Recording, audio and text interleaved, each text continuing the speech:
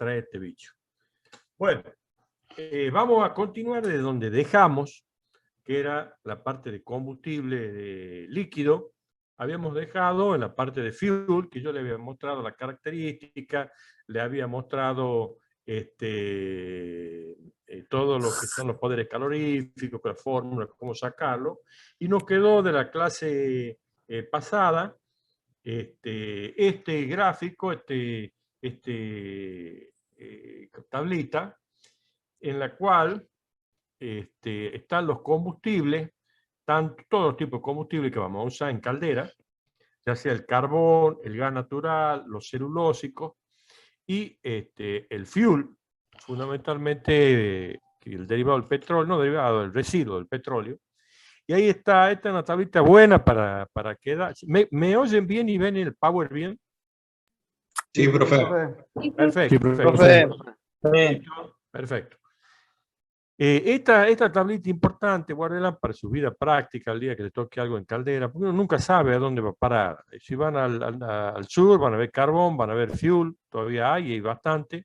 Si vienen para todo el noroeste y Buenos Aires y Córdoba, van a ver gas.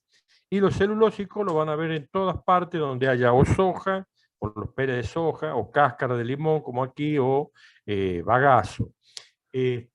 También hay pellets de esto. Arcor tiene una caldera de todo lo que es pele de maíz, porque usan mucho el maíz para los caramelos y para la harina, para las galletitas.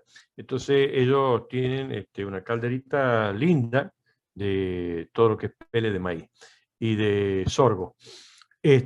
Ahí yo le he puesto las componentes, si ustedes fijan, CHON, el chon, más lo que es el azufre y lo que es la ceniza.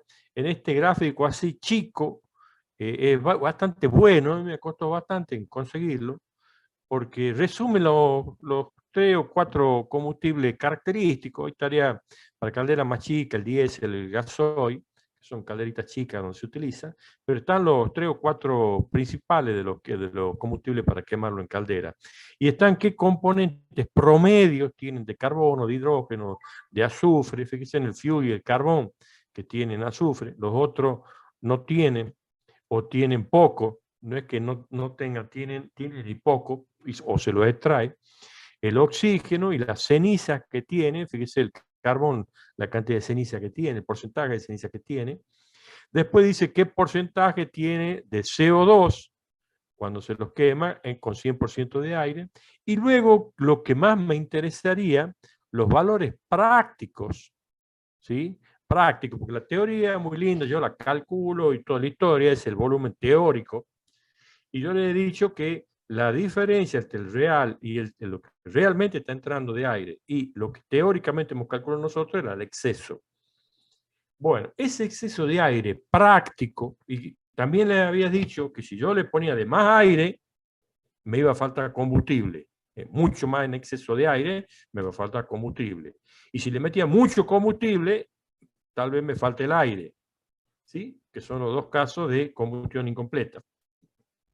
Entonces, este gráfico, aquí, los valores prácticos que ustedes van a encontrar o deben poner de exceso de aire de acuerdo al tipo de combustible. Y fíjese que para ninguno es lo mismo.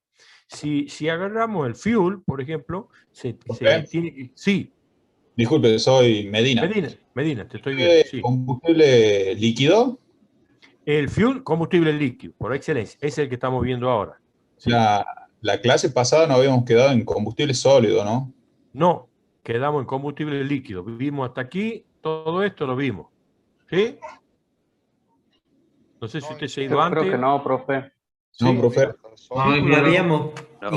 Habíamos quedado en la imagen de la matriz energética de Argentina. Bueno, termino con esto y arranquemos de nuevo. Sí, sí. No hay ningún problema. Si ustedes dicen así, que tienen sí, que si tienen así, que usted tiene la mente virgen, no yo gastada, es así. bueno, termino con esto y arrancamos de nuevo, no hay ningún drama. ¿Qué es lo que le estaba diciendo yo? Y eso sí le había explicado en los carbones y en las leñas, que se trabajaba con exceso de aire por arriba, cuando expliqué lo que era exceso y factor de dilución, que eran por encima de los valores reales, teóricos. Pero tampoco tenían que ser en exceso. Entonces yo tengo que tener de práctica, y eso lo determinan todo lo que hacen operaciones de caldera o lo que hacen proyectos en caldera y tienen experiencia en fabricación de caldera, qué exceso práctico, ¿sí?, le tengo que dar al aire para estar seguro que yo la voy a quemar, más allá de lo que yo he calculado teóricamente, lo voy a quemar como combustión completa.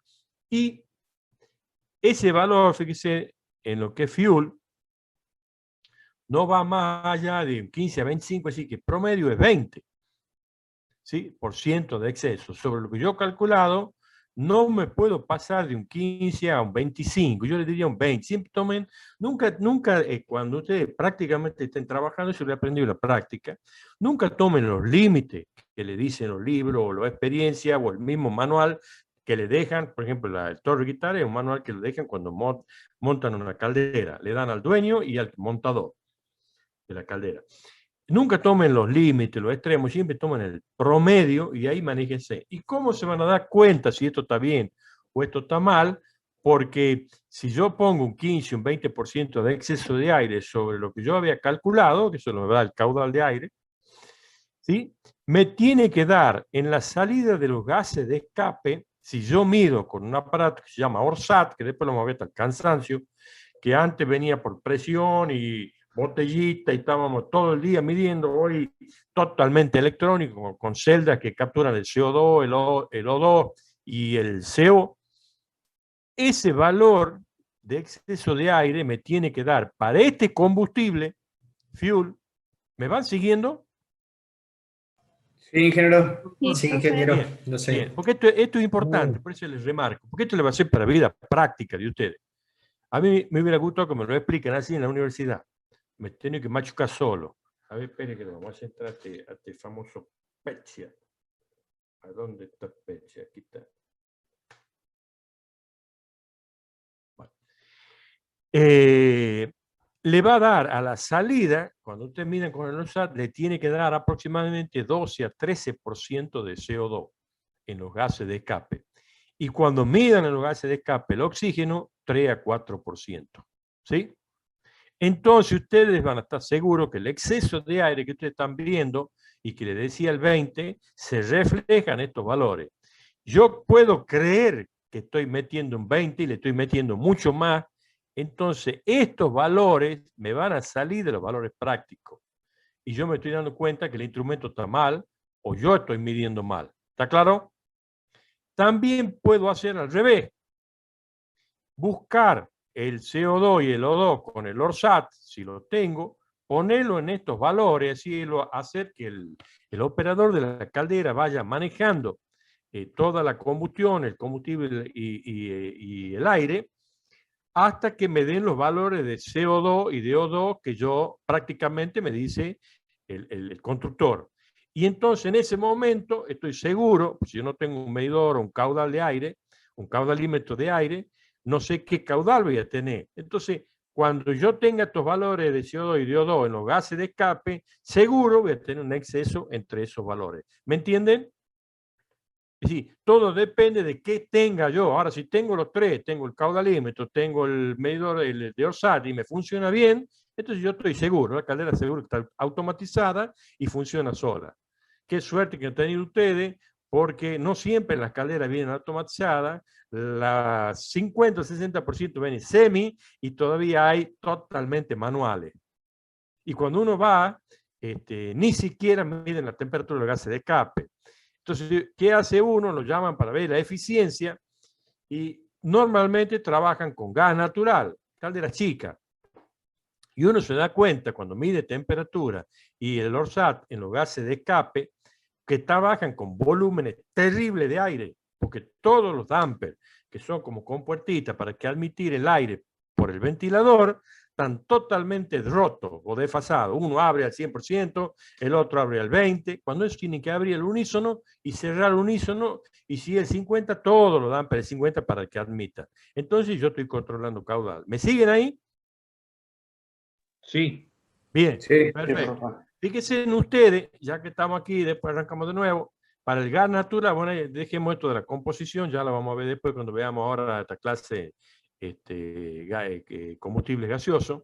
Fíjense en ustedes, ahí, ¿lo ven al punterito? Sí, profe. Sí, profe. Bien. Que nada tiene que ver el fuel con los excesos con respecto al gas natural. ¿Sí? Fíjense en ustedes, estamos hablando de un 20% y aquí no llegamos ni al 9, 10%. 10% de exceso para el gas está bien. ¿Y qué me tiene que dar cuando yo estoy midiendo el ORSAT? Con el ORSAT, el CO2 y el oxígeno. Entre 10 y 11. El otro me daba entre 2 y 13. Y entre 1 y 2, el oxígeno. ¿Se dan cuenta? Si nos vamos a lo celulósico, bastante parecido a lo que es el carbón. Fíjense en ustedes, 14, 16, 13, 15, ¿ve? Más o menos ya están teniendo una referencia, sea de Río Turbio, sea la segunda muestra de Río Turbio, sea de donde sea, más o menos promedio andan en estos valores. Pero fíjense en ustedes qué parecidos son los celulósicos para dar el exceso, ¿sí? Y para ver el CO2 y el O2 en la operación con respecto, ¿no es cierto?, al carbón. No así con respecto ni al gas ni al fuel. Entonces hay grandes diferencias en cómo manejar, en cómo operarlo prácticamente. Eso es lo importante de saber de los combustibles. Después cuando veamos las instalaciones se van a dar cuenta también a dónde lo vamos a poner el ORSAT, por qué lo ponemos así, qué vamos a medir. ¿Está claro? Bueno. Ahora vayamos, como usted dice que no ha empezado, yo les creo. Combustible líquido. Sencillo. Gas. Y para que haya gas, ¿qué? Presión, temperatura, todo lo que hace a, ¿cómo se llama esto? A árboles, hojas, el resto de animales, bajo presión, temperatura y muchos millones de años, siempre en agua salada, ahí se me genera el petróleo. ¿Sí? Muy bien. Siempre podemos encontrar petróleo, pero siempre hay gas. Puede ser gas natural o puede ser gas de petróleo, que son derivados del petróleo. Muy bien. Vamos a encontrar residuos, pero siempre vamos a encontrar agua salada en el caso del petróleo. No se conoce todavía fuentes de petróleo en agua dulce. Ustedes se van al mar, tienen plataforma de mar. Se van al sur, han tenido dinosaurios, han tenido de todo, animales muertos, árboles, todo, a través del tiempo a grandes profundidades, por eso son presiones grandes, ahí tenemos. La destilación, forma de obtenerlo al petróleo y sus derivados, lo saco en crudo y luego hago la destilación. Puedo hacer por dos sistemas para sacar sus derivados. O la hago por destilación o la hago por cracking. Si la hago por destilación, ¿qué hago? A ese combustible petróleo en bruto, en crudo, que se llama, no en bruto, lo caliento.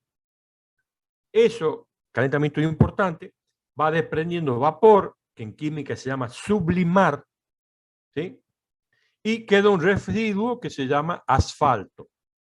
Después que saca todos los gases, esos serán el futuro nafta, el futuro diésel, el gasoil, el querosén, la parafina, y podemos seguir hablando, y los plásticos y toda la maricocha.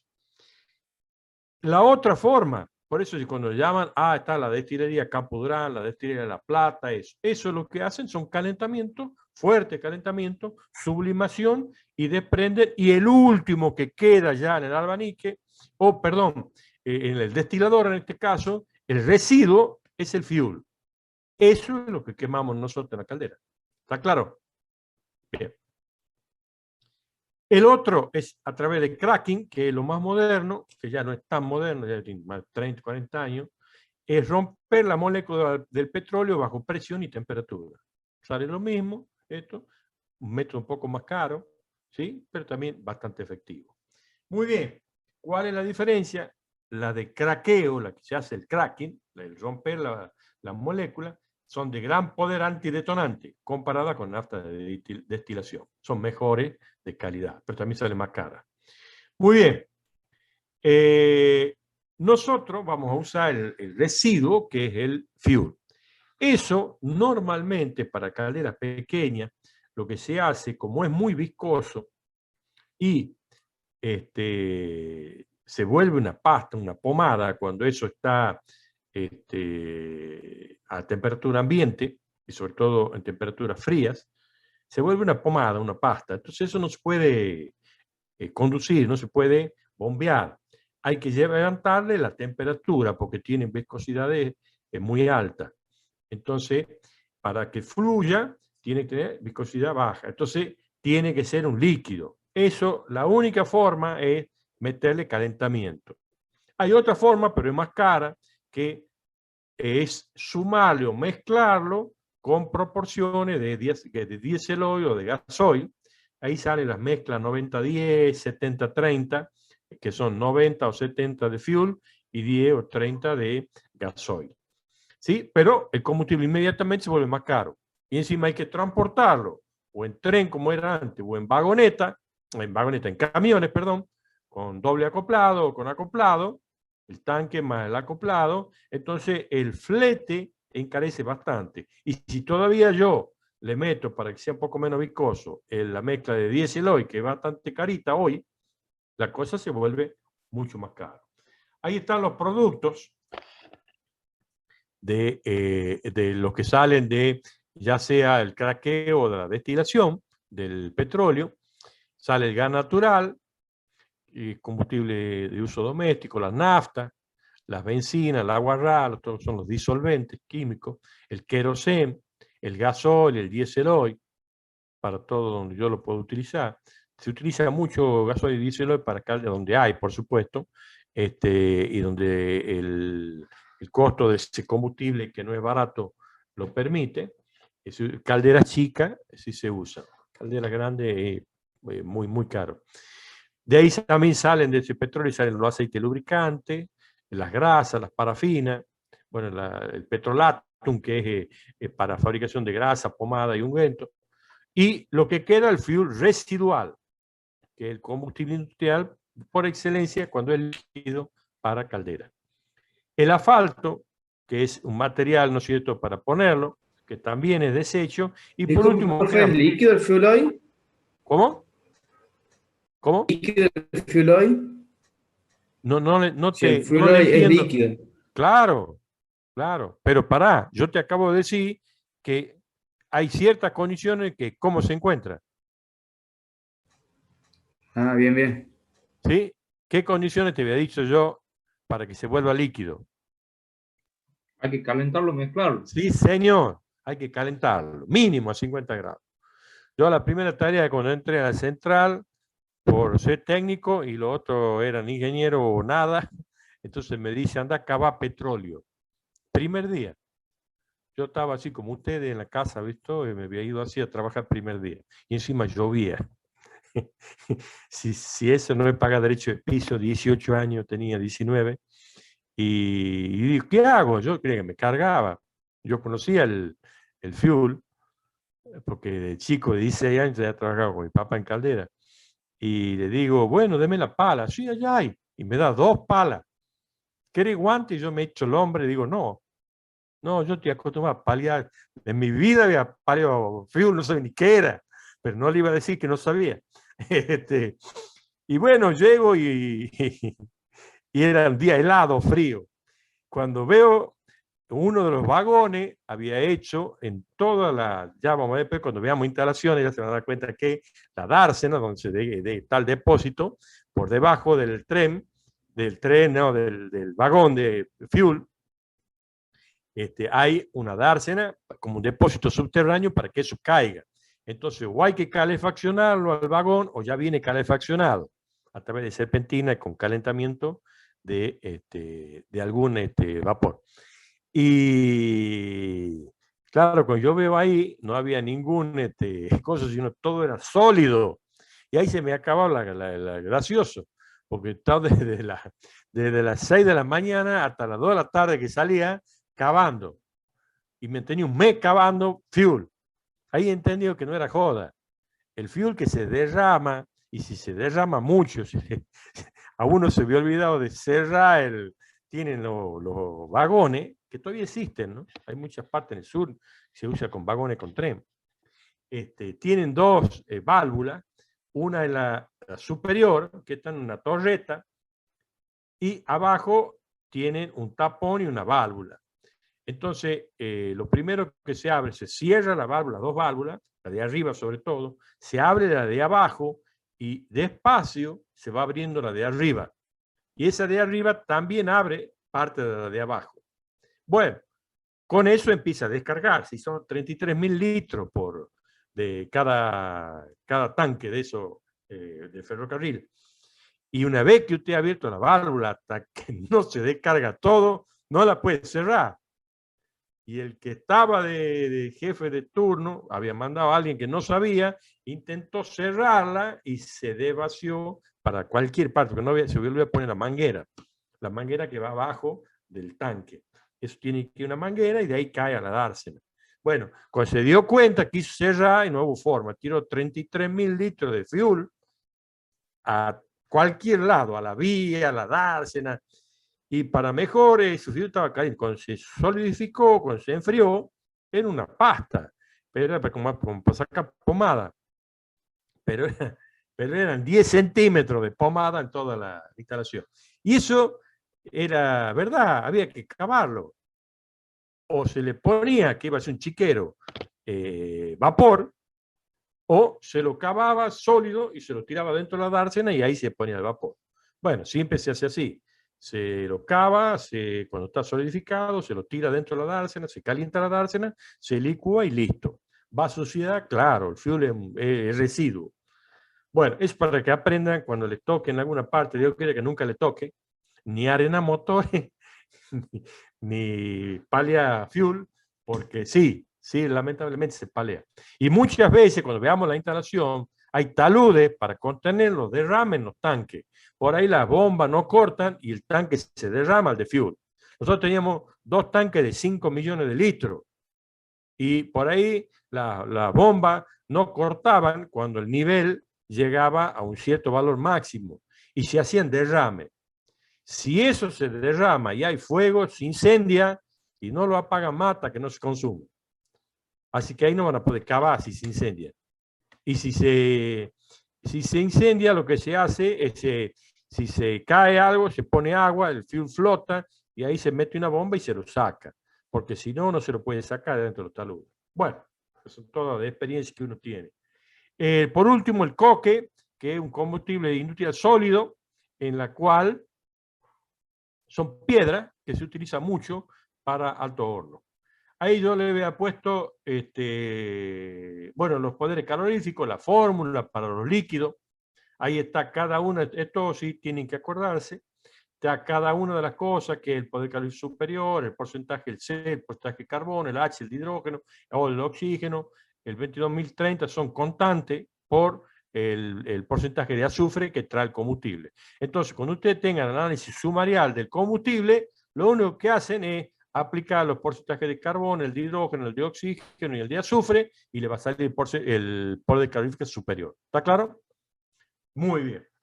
Ahí están los términos medios de estos combustibles, y sobre todo no este combustible, no, el fuel, como combustible líquido por excelencia para quemar en caldera, no el único, le vuelvo a repetir. Los porcentajes de carbono, los porcentajes de hidrógeno, de oxígeno, de nitrógeno, el azufre. Cuando más tenga de azufre, peor es, más problemático es para quemarlo, por el problema del ácido sulfúrico, el mismo que el carbón que ya le expliqué, y de menos calidad es ese fuel. También tiene agua intrínseca, hay que sacarle, hay que eliminarla, y ceniza todo el resto. La viscosidad, que ya le explicaba hasta el cansancio, que es importantísimo para poderlo operar. Sin esto es muy difícil operarla, porque se vuelve sólido. Inversamente a la temperatura, disminuye cuando la temperatura aumenta, ¿sí? Y aumenta cuando la temperatura disminuye. Otro importante es el punto de escurrimiento. Dice temperatura a la cual el petróleo comienza a fluir. Es cuando empieza a ser líquido. El punto de inflamación, dice temperatura a la cual el combustible desprende ya vapores que al mezclarse con el aire forma una mezcla inflamable. No explotable, sino inflamable, se inflama. O punto de inflamación, que es peligroso si no se conoce. Todo eso son, cuando uno manda a analizar el producto que saca, lo primero que hace es extraerlo en una botella, limpia la botella con agua destilada, la limpia con un corcho, saca una muestra y la manda a 1 litro y la manda a analizar. Y le tienen que dar todos estos porcentajes, la ceniza, tienen que quemarlo, al igual que se acuerdan con el carbón, con el bagazo, con la leña. Bueno, le van a entregar el análisis sumarial, pidan el sumarial, que está en todos los porcentajes, qué porcentaje de ceniza, para ir uno sabiendo, ¿sí? Le van a dar el poder calorífico, le van a dar el porcentaje de azufre que ustedes han comprado y recién vayan y paguen. No reciban cualquier cosa, porque si tiene mucho azufre es malo en la calidad. Ustedes tienen que siempre fijar entre estos valores. Claro, es más caro fijar el 0,1. Si no, le van a dar el 3, el 4, el 5 y van a tener problemas serios en las instalaciones. Le va a comer la instalación. Chapa, estructura, lo que agarre, auto de la gente, ustedes mismos, la parte respiratoria. ¿Qué otro problema hay que tener? Y que yo algo le había explicado, la temperatura de rocío. Eso es crítico. ¿Por qué? Porque en los gases que salen por la chimenea, cuando yo más menos temperatura salga, mejor, porque la estoy aprovechando, los gases, cuando menos temperatura tengan, mejor, porque la estoy aprovechando todo dentro de la caldera. Si yo saco grandes temperaturas para afuera de la caldera, pues no lo estoy dejando adentro, al calor. Pero hay límites. ¿Y cuáles son los límites? Se llaman para este combustible punto de rocío. El carbón también tiene punto de rocío, que es cuando yo ya bajo tanto la temperatura que se me empieza a formar en los gases mucho vapor de agua. Y como es combustible, saca y tira los gases azufre, tengo gran formación de ácido sulfúrico. Es decir que, yo aquí le he puesto, no debo bajar tanto la temperatura de gases de salida, por más que yo gano rendimiento, por este problema del ácido sulfúrico, de la lluvia ácida. ¿Está claro eso? Es todos los libros lo dicen, pero yo lo he vivido. Sí, profe. Y lo he vivido y lo he vivido. Se comían las estructuras de la central. Y cuando vienen los grupos nuevos, los primeros que pongo ahí en el gozo, que había que ver los vientos de todas las torres de refrigeración para agua de circulación de los condensadores, que salen a la atmósfera y muy salinas, y los vientos de nosotros corren de sur a norte, ¿sí? Entonces, si yo pongo si el viento corre al sur, tengo que poner primero la central y después la torre, para que se vaya para otro lado donde no está la central. No, habían puesto los primeros grupos en el año 68, la torre adelante de la central. Por supuesto, en 4 años la estructura está rota. Viene la instalación nueva, como la han hecho a 13.000 kilómetros de distancia en Estados Unidos, y aquí en Buenos Aires la aceptaron, ni siquiera lo que nosotros, particularmente yo, habíamos escrito, la volvieron a poner a continuación de las otras 2. Pusieron 3 torres y doble de tamaño. Consecuencia, ya no eran 4 años, en 1 año y medio no teníamos estructura sana. Por supuesto, todos los autos tuvimos que llevarlos kilómetros para afuera, casi poníamos los autos afuera de la central, porque la lluvia lo comía, la lluvia, y lo que poníamos lo hacía pedazos. Consecuencia, todo revestido de aluminio. Un dineral, si no se lo comía. ¿Dónde fue, profe? Perdón. En la central de Independencia. Y ahora ya han cambiado. Ya antes había todos 5 grupos de vapor, turbina caldera y turbina vapor, y 2 grupos tubo gas. Hoy es todo turbina gas y otros dueños. Bueno, esos errores de ingeniería no se deben cometer. Se debe escuchar lo que están y tienen un poco de experiencia.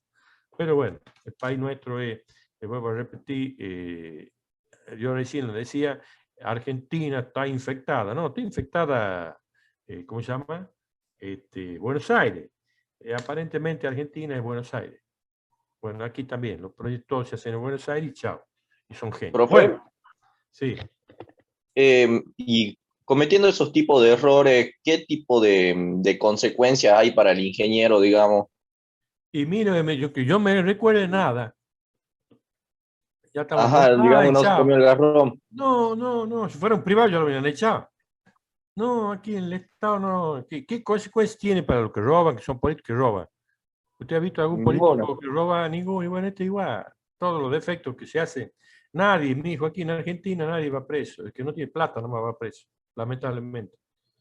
Cuando empecemos a ir presos ya va a ver cómo somos, cuida todo. El problema es gracias, que tampoco los jueces son probos, así que es salvo, siempre hay excepciones, no generalicemos. Pero lamentablemente estamos en un país bastante corrupto, ¿no? Y no es de ahora, 100 años que estamos igual. Yo siempre lo comento, a mí me gusta mucho la historia, ¿no? Sacamos del tema también un poquito así, lo hagamos más o menos, y hagamos el recreo y ya llevamos 20 minutos, 25 minutos. Y no es bueno darle tanta continuidad, hay que parar, hablar, charlar un poco. De paso, como ya me gusta la historia y leo mucho, ¿saben? El primer empréstito que toma como país Argentina, lo toma de la banca Morgan de Inglaterra. ¿Sí? Sobre, no me acuerdo, en oro. Llegó el 15%. El 85% se quedó en el medio. Así empezamos como país. Entonces, ¿qué nos venimos a quejar ahora, 200 años después? ¿No es cierto? Estamos festejando el bicentenario. Si arrancamos así. Bueno, ahora sí sigamos la historia esta de nos concentremos en lo nuestro, que ahí somos más eficientes. Bueno, esto ya hemos visto. Que le he puesto, ya después le voy a mostrar de dónde sacamos toda la historia esta cuando veamos las instalaciones. Aquí hay otras, también le he puesto para los líquidos más livianos, ¿sí? Dieselol, algunos tipos de fluidos distintos, la mezcla 70-30, el fuel residual ya. Le he puesto los poderes caloríficos superiores, fíjese, casi tiene 10.700 kilocalorías por kilo. El peso específico, las viscosidades, cinemática, dinámica, en los distintos tipos de grados, Sable, universal, todo lo que ustedes han estudiado, qué porcentaje de ceniza, qué porcentaje de azufre tienen, como para que ustedes tengan, y cuando lo necesiten, porque por ahí cuando trabajen en este tema van a necesitar información, y yo he ido concentrando tablas, por eso les decía las tablas y los gráficos, yo prefiero dárselo cuando vamos viendo los temas. Si no le doy todo los gráficos, las tablas aisladas, no tiene utilidad. En cambio, estamos viendo líquido, bueno, ahí hay un gráfico que nos está diciendo qué características tienen los distintos. Y esto es de DocSud, del sur nuestro, ¿sí? Es nuestro fuel. Muy bien. ¿Qué otros combustibles? Bueno, podemos ver gasoil, dieseloil, que ya dije, se queman en calderitas chicas. Nunca nafta. ¿Por qué nunca nafta? ¿Porque explota la nafta? Sí, señor. Claro, poder explosivo, la nafta y nosotros necesitamos que arda, no que explote. ¿Está claro? Por eso, ya cuando veamos ahora combustible gaseoso, hay que tener mucho cuidado cuando yo mezclo y los límites mínimos y máximos de la mezcla de aire, combustible gas. Ojo con eso. Muy bien. Entonces, ¿qué hay? La temperatura de inflamación, la temperatura de encendido, la velocidad de encendido es importante, que esto es un factor que también depende, la velocidad de encendido de este tipo de combustible depende mucho del factor de dilución. Fíjense, para uno tiene un valor de velocidad máxima de encendido. ¿Qué quiere decir eso de la velocidad de encendido? Es la velocidad con que una molécula le comunica a otra de ese combustible que estamos en combustión. Cuando más rápido eso, es más rápido va a arder, pero también más rápido va a explotar, si es que tiene que explotar, si es explosivo. Entonces hay que cuidar mucho, y fíjense en ustedes la parábola que es esto, que yo variando la relación de aire real respecto al factor de dilución de aire real respecto al aire teórico, ¿sí? Le doy de más o le doy de menos, baja terriblemente respecto a tener valores reales. Quiere decir que lo práctico, yo tengo que andar muy cercano, ¿sí?, a los valores teóricos. Eso es lo que me está diciendo esto. Si no, me cae mucho la velocidad de propagación, o la velocidad, más que de propagación, de encendido de ese tipo de combustible. Eso es lo que quiere decir esto. Muy bien.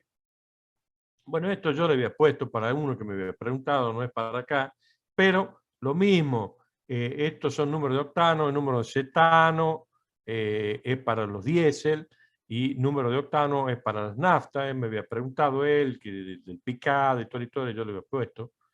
Por último, esto sí es importante, estas dos, que estas ya son estadísticas. Fíjense en ustedes la participación del petróleo por provincia. Esto es al 2007, pero no ha cambiado mucho, ¿no? Yo he estado viendo esta mañana 2018, 2017 o 2018, que es el último. Chubut tiene el 25% de reserva dentro de nuestro país. Neuquén también en la zona sur, el 25%. Santa Cruz, el 20%. Si ustedes suman el 70-72% del petróleo, lo tenemos nosotros en el sur, entre Chubut, Neuquén y Santa Cruz. Esto puede haber variado un poquitito, pero 1 o 2%, no varió más. Luego tiene Mendoza, que tiene bastante, Río Negro, también en el sur, Tierra del Fuego, que ahora se ha conseguido más, pero más que petróleo, perdón, se ha conseguido gas, ya le voy a explicar, y todas las otras no van más allá de un 5%. ¿Sí? Entonces está muy concentrado en el sur. ¿Y cuáles son las otras? Yo aquí le he puesto las reservas comprobadas de petróleo, que no quiere decir que nosotros las saquemos, sino nos falta la plata para sacarlo. Salta, ¿sí?, tiene 3,2 millones de metros cúbicos. Jujuy, nada, cero prácticamente. Formosa, nada. Mendoza tiene bastante. Neuquén tiene muchísimas reservas. Una cosa es lo que yo tengo en porcentaje, otra es la cosa que tengo en reserva. ¿Sí? Neuquén el 40, Río Negro un 9, La Pampa, Chubut, fíjese, Santa Cruz, la reserva que tiene, pues todo el mundo la quiere. Está no tan solo reserva de fuel, todo lo que es Santa Cruz y ¿cómo se llama la otra? Y Río Negro, sino la reserva de agua potable, dulce, que se está acabando en el mundo, más limpias son las nuestras, en nuestro país. Por eso todo el mundo, usted la Patagonia, va a ver que tiene dueños norteamericanos, suizos, suecos, todo menos argentinos. ¿Por qué? Porque hay grandes reservas de fuel, hay grandes reservas de gas, y hay grandes reservas vitícolas, y hay grandes reservas de todo tipo de minerales. Por eso, y sobre todo el agua, que va a ser bien más preciado en el futuro. Más allá de que oro ya hoy... ¿Cómo? Hay mucho oro también. Sí, también hay mucho oro. Bueno, ahí está el Estado Nacional, que se reserva siempre un porcentaje, y el total del país son, a esa fecha, 2010-2011, ya debe haber bajado bastante, en petróleo, 335 millones de metros cúbicos. ¿Cuál es el problema? Que esto es de la Secretaría de Energía, ¿no? Ahí dice, se observa un horizonte de vida de 10 años en el petróleo. Ya estaríamos en el 10 años, 2021, es decir, que ya no tenemos que quedar como sin petróleo, lo cual no es cierto. Se han ido ocultando es viendo que a dónde hay, y de ahí va, una vez que yo veo oculto, es decir, bueno, cuánto tengo de petróleo ahí, y ver si ese petróleo realmente es extraíble y a qué costo es extraíble. Entonces viene la explotación, viene el transporte, la limpieza, el filtrado, el transporte, y luego el almacenaje, y recién vamos a quemarlo. Hay toda una serie, una historia de todo esto, ¿no? Muy bien. Este otro gráfico que se complementa con este que yo le he dado, ¿sí?, es importantísimo. Dice, relación entre el porcentaje de anhídrido carbónico, CO2, y el exceso de aire, la diferencia entre el real y el teórico, ¿sí?, en los gases de combustión. Y nos da para todo tipo de combustible, que son los que más se utilizan, el gas natural, el fuel, el carbón y los combustibles celulósicos. Dentro de los celulósicos, perdón, 2 minutitos. Para nosotros está el bagazo. ¿Y qué me dice esto? Que si yo mido el CO2 con el ORSAT, o si estoy con un caudalímetro y sé qué exceso de aire está tirando mi ventilador y le está entrando a la cámara de combustión, ¿sí? Yo puedo entrar con cualquiera de estas dos y sacar la otra. Si yo mido en los gases de escape el CO2 y me voy aquí y dice, bueno, gas natural, yo tengo que tener entre 10 y 11 de CO2 en el gas. Y nos vamos a 10, veo la curva esta de CO2 en gas natural y me dice, señor, usted en 10 de CO2 está más o menos en 20 de gas, de exceso de aire. O hago al revés, si tengo 10 y estoy midiendo el exceso, me voy acá y tengo que tener más o menos 11 de CO2. Si me voy para acá al gas, digo, tengo 10 de exceso de aire, entonces tengo 11 más o menos en CO2. Esto es llevado a un gráfico, llevado a un grafiquito, esta tabla. ¿Me entienden? La otra, no tengo para medir el CO2, pero sí mido el O2, el oxígeno con los gases de escape en la chimenea. Entonces me dice, para los distintos tipos de combustible, bueno, ¿qué valor estoy teniendo yo de, sí, estoy teniendo de exceso de aire? Voy a tener el valor para este costado de oxígeno. Cualquiera de las dos yo puedo entrar con el oxígeno y sacar el exceso, o entrar con el exceso y sacar el oxígeno. Pero lo mejor es sacar siempre directamente el anhídrido carbónico, el CO2. Eso me está dando indicación de que si yo estoy bien o no. Comparo con la tabla y listo. Agarro para el fuel. Bueno, me dice el fuel aquí, exceso de aire 15 a 25. Pongamos 15 a 25, será más o menos entre este y este, digamos 20. Si yo me voy a 20 con el fuel, tengo que andar más o menos en el CO2 aproximadamente en un 13%. O mido el CO2 y me voy a fuel y saco cuánto tengo de exceso, o me voy al exceso y saco cuánto tengo de CO2. Y si yo me doy cuenta, el fuel acá me dice, con más o menos 20, usted tiene que andar entre 12 y 13. ¿Está claro?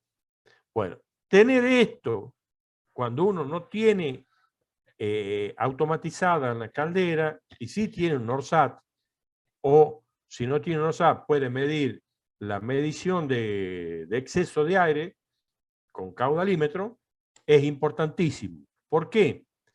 Porque si no, yo voy a estar o metiendo más aire y menos combustible, combustión incompleta, o metiendo más combustible y menos aire, también es incompleta. Quiere decir que yo estoy metiendo más combustible para producir el mismo vapor y estoy perdiendo plata como loco. Esto maneja indirectamente el rendimiento de la caldera y la plata que yo estoy gastando en el combustible o malgastando en el combustible. ¿Está claro?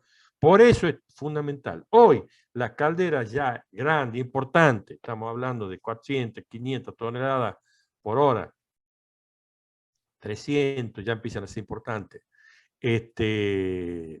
tienen totalmente automatizado no tan solo el lazo de aire con sus caudalímetros, medición de presión, medición de temperatura, sino permanentemente sensado de CO2, CO y oxígeno. Y sola corrige la relación aire-combustible. ¿Sí? Es como un poco el auto. El auto de hoy, que es una computadora que le va regulando la relación de aire-combustible. ¿Sí? Y peor todavía, tienen que ver no tan solo con eso, sino con el catalizador. No tan solo tienen que sacar un buen consumo, porque si no se le va al diablo toda la parte ambiental. Y le pasa lo de la Volkswagen, que fraguaba sus valores. el coronel estaba. ¿Sí? Así que ojo que esto es bueno para que ustedes lo tengan. Bueno, ¿hay alguna pregunta sobre esto? ¿Han entendido?